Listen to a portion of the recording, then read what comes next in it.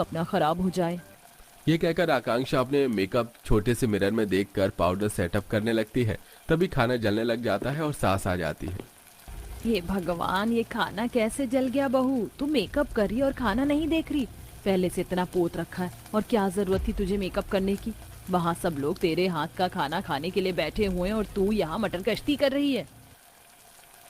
उप्स, खाना जल गया। कोई बात नहीं माँ जी, आप खाना बाहर से ऑर्डर कर लो, मुझे बनाना नहीं आता वैसे भी। हाँ, वो तो मैं अपनी आंखों से देख रही हूँ, लेकिन ये पहली रसोई की रस्म थी, ये भी तुझे बाहर के रेस्टोरेंट से करवानी है? निकम्मी कहीं की। क्या बोला माँ जी आपने? आपको पता भी है मैं कितने बड़े अमीर घर से आई हूँ? दहेज तो देख लिया होगा आपने मेरा। हाँ, तो तेरे दहेज की चीजों से खाना बनवाए? खाना बनाना तो आना चाहिए था ना तुझे। हट जा, मैं ही खाना बना लूं, बस अपना हाथ लगा देना इस खाने पर। ठीक है माँ जी, मैं हाथ लगा दूंगी। अच्छा है, वरना मेरा नेल एक्सटेंशन खराब हो जाता। फिर करुणा जला हुआ खाना हटा देती है और खुद से छोले पूरी सब्जी रायता बनाकर तैयार कर देती है, जिस पर अमीर बहू का हाथ लगवा देती है और सब खाना खा पाते हैं। अरे भाभी, आपने तो बिल्कुल माँ की तरह खाना बनाया है। मुझे माँ के हाथों का स्वाद याद आ रहा है। अब तो आप ही खाना बनाना। अगर तेरी भाभी खाना बनाएगी ना, तब तो मुझे सिर्फ जला हुआ और बेस्वाद खाना मिलेगा। ये सारा खाना तेरी माँ ने ही बनाया है। वो क्या है ना, मेरी अमीर कल्लो बहू को कुछ आता नहीं है बनाना। माँ जी, आप मेरे बारे में कैसे बोल रही हैं? हाँ, तो जला हुआ खाना नहीं बनाना चाहिए था ना? ये भगवान, कैसे नखरे दिखा रही है, जैसे कि कहीं की पटरानी हो। काली मटर सी तो शक्ल है, तो ये हाल है। अगर गोरी होती तो पता नहीं कितना नाक में दम करती। फिर खाना खाने के बाद सब बहू को नाम के लिए शगुन दे देते हैं। 2-3 दिन और गुजरते हैं। करुणा आकांक्षा को खाना बनाने को कहती है। खाना बनाने की कोशिश में वो फिर से खराब खाना बना देती है, जिसे खाकर घर वाले उगल देते हैं। अरे रहने दो, अब से तुम खाना बिल्कुल भी मत बनाना। करुणा, तुम किसी और से कह देना और खुद भी खाना बना लेना।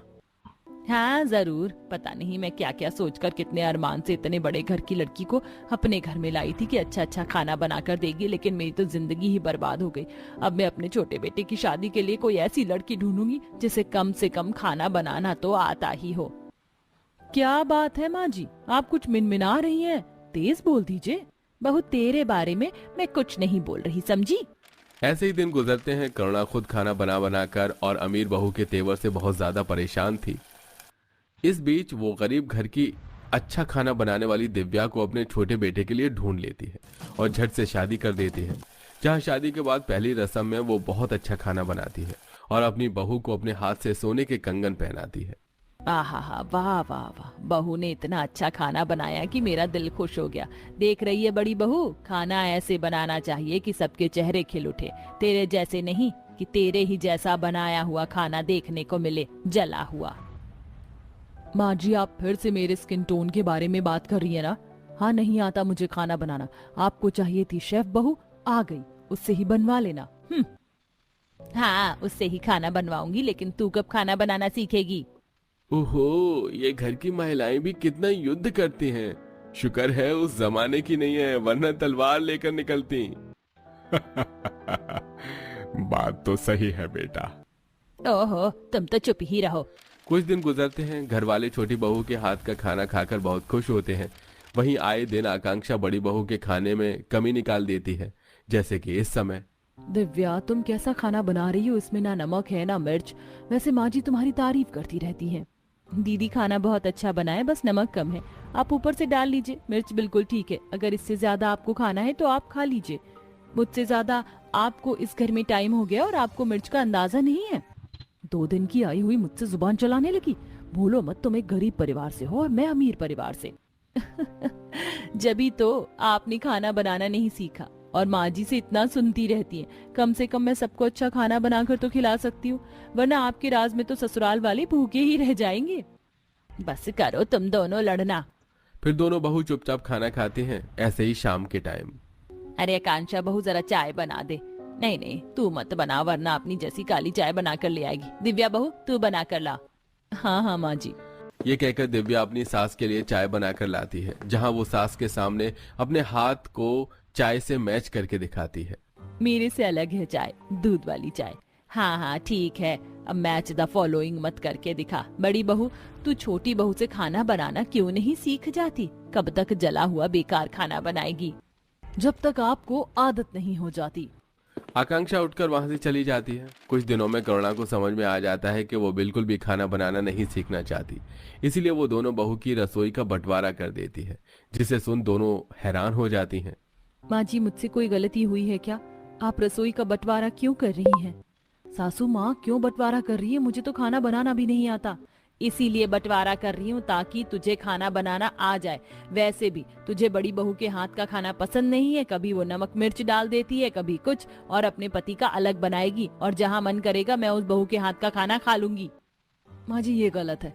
कोई बात नहीं, मैं अपने लिए मैगी चाय कॉफी बनाकर रह लूंगी। काश दोनों बहू के बीच जो बंटवारा कराया उससे बड़ी बहू खाना बनाना सीख जाए, क्योंकि छोटी बहू तो रह ही लेगी। बंटवारे की शाम आकांक्षा अपने लिए मैगी बनाती है तो उसे भी जला देती है। ओ नो, ये क्या हो गया? मुझसे तो मैगी भी जल गई। सच में मैं किसी काम की नहीं हूँ, पर कोई बात नहीं, भूख लग रही है, जल्दी से ऑर्डर कर देती हूँ। आकांक्षा रसोई में खड़े खड़े फोन पर खाना ऑर्डर करती है। इतने में जली हुई मैगी की बदबू से सास बहू आ जाती है। ये क्या किया आकांक्षा बहू तूने? मैगी भी जला दिया। सुबह तो तू बहुत कुछ बोल रही थी। तो क्या करूँ माँ जी, नहीं बनी मुझसे मैगी भी। चुल्लू भर पानी में डूब मर। 5 साल का बच्चा भी खुद से मैगी बना लेता है, पर तुझसे वो भी नहीं हुआ बहू। क्या दीदी, आप भाई साहब को क्या खाना खिलाओगी? कोई बात नहीं, मैं खाना बना दूंगी। नहीं बहू, मैंने बंटवारा इसलिए नहीं किया कि तू ही खाना बनाएगी, तभी आकांक्षा खुद अपने पति को खाना बनाकर देना चाहे जैसे भी दे। बंटवारे का मतलब यही है कि अलग अलग खाना खाना होगा आपसे। ठीक है माँ जी। फिर दिव्या अपने बंटवारे की तरफ खाना बनाना शुरू करती है और आकांक्षा गुस्से से मुंह फुलाकर कमरे में चली जाती है और उसके ऑर्डर किए खाने को ही दोनों पति पत्नी खाना खाते हैं। सुमित बिल्कुल भी बाहर का खाना खाकर खुश नहीं होता। मजबूरन कभी ड्राई फ्रूट्स तो कभी दूध पीकर ऑफिस चला जाता है। बंटवारे के दौरान आकांक्षा कभी खाना जलाती तो कभी खुद भी भूखे पेट रहती। वहीं दिव्या अच्छा अच्छा खाना बनाकर परिवार को खिलाती है, जिससे आकांक्षा का भी जी ललचाता है। ठीक है, इतने छोले भटूरे बनाए हैं, मैं भी छोले भटूरे बनाऊंगी। हाँ, क्या करना था? कुकर में छोले रखने थे। बनाती हूँ टेस्टी से छोले भटूरे, माँ जी को भी फक्र होगा। ये कहकर आकांक्षा कुकर में छोले उबालने के लिए रखती है और हेडफोन लगाकर साइड में मैगजीन देखने लगती है।